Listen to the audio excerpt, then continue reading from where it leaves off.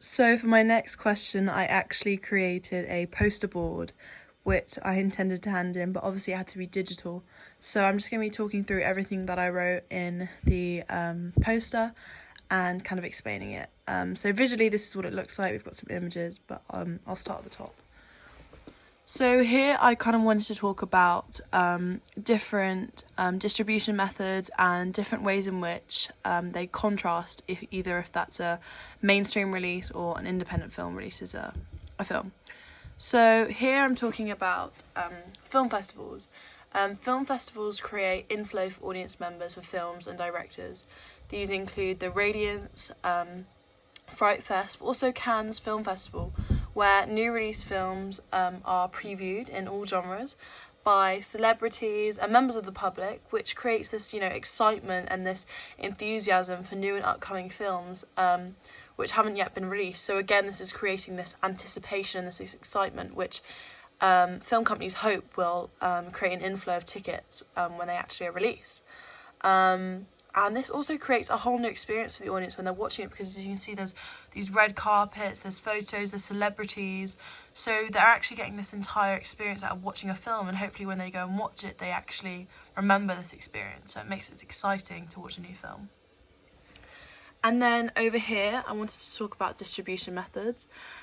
This was kind of talking about independent and smaller films, and how actually the majority of them are never released, which is actually really sad. But when they are released, I wanted to talk about different distribution methods. So different release types, such as mainstream and independent films, can affect the distribution of a film. Mainstream films, they tend to create this massive anticipation, this excitement for, the film. Here we have the Lego film behind them. They're clearly excited because it's an experience before the film is released.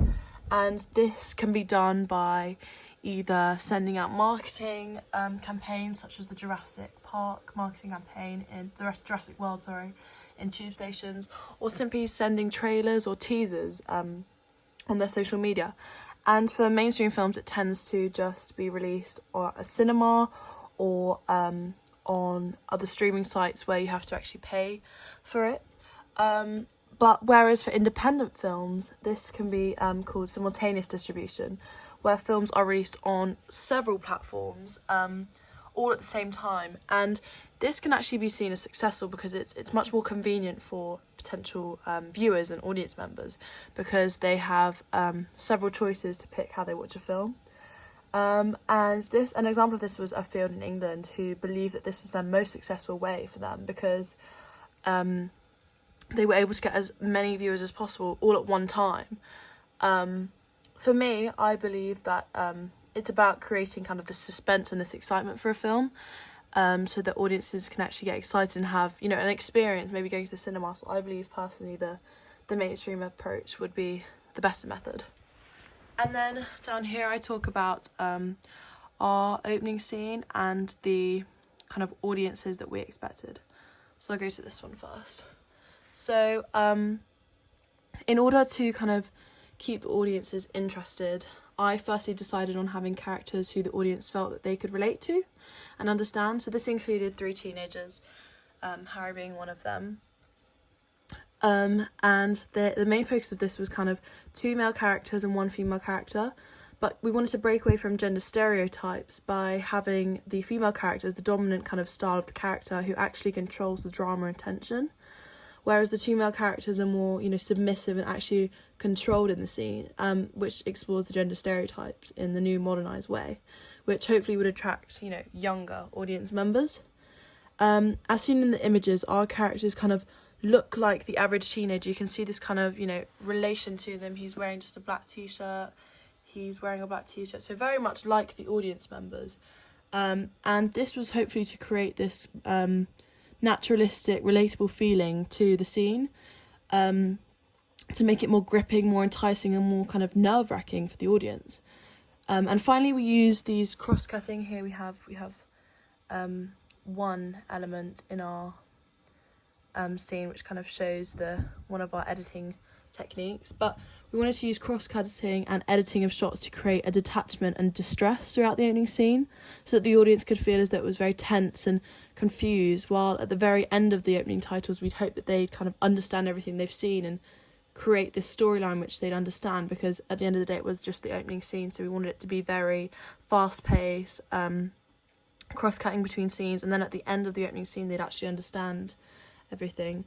And just the last bit was that the music in the scene, we also used an instrumental piece, and this was key because we didn't want the younger audiences or audiences to know the piece of music that we would use or know what music we were using, because then they can kind of relate to possibly a memory that they have with that song or associate it with something they've seen before. We wanted just an instrumental piece so that actually it was almost like they didn't know what to expect, which again was a key kind of objective in our opening scene. And then I just wanted to talk about how we created the perfect audience member profile. For us, we did some audience research, which I'll move on to in a minute. But we thought potentially, a student, 15 to 24, and we wanted them to be watching our films because they have, a bit more spare time, a bit more free time. Potentially they would have like a part-time job, so they could come and pay to watch it in the cinema if it was a mainstream release, or if it actually got released, because you could create this would require them to have easy access, and we could create kind of this experience that comes with it if they went to the cinema. And we'd want obviously audience members who have an interest in either horror films or the thriller genre, because our opening scene covers these. And then lastly, I just wanted to move on to audience research. I apologise for the loud noise in the background just then. But yeah, I wanted to move on to audience research, so I'll kind of talk about this. So when we created our audience research, we considered the following kind of demographics: age, gender, income, and other demographics which could affect our target audience, such as genre favourites, distribution, and preferences. And we wanted to highlight these in the film. So from our independent research, we found that 16 to 19-year-olds equally enjoy kind of comedies as they do to horror films.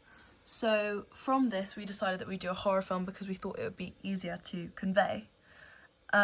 This was also a large deciding factor for our film, and we knew that our target audience would be the teenage demographic, who were mainly male. That's what we found from our research. As you can see here, they hold a slightly larger percentage. And so that we knew that 1/3 of all cinema audiences are interested in the horror or thriller genre, so it was likely to succeed. Just a few more questions there. And then I'll move over to these. So the independent research was very helpful. However, audience members were able to select an other option.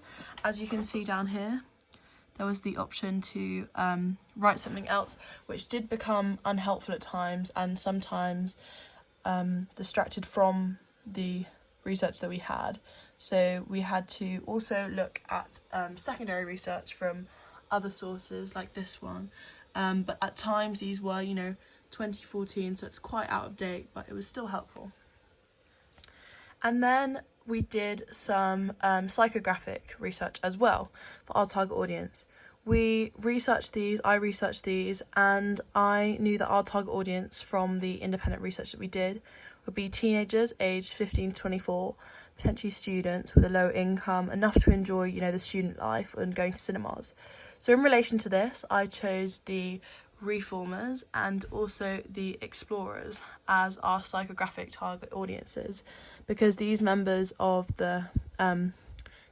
kind of like exploring, they like breaking stereotypes, changes in society, new perspective, and we thought that these would be the best for our audiences because we do generally break stereotypes and those types of things. And then lastly, a film can get, this is just a little bit more about this, which I did just miss out, I apologise. But a film can get to an audience through streaming such as Netflix, Amazon Prime, BBC iPlayer, and other cinemas, DVDs, TVs, channels, and others.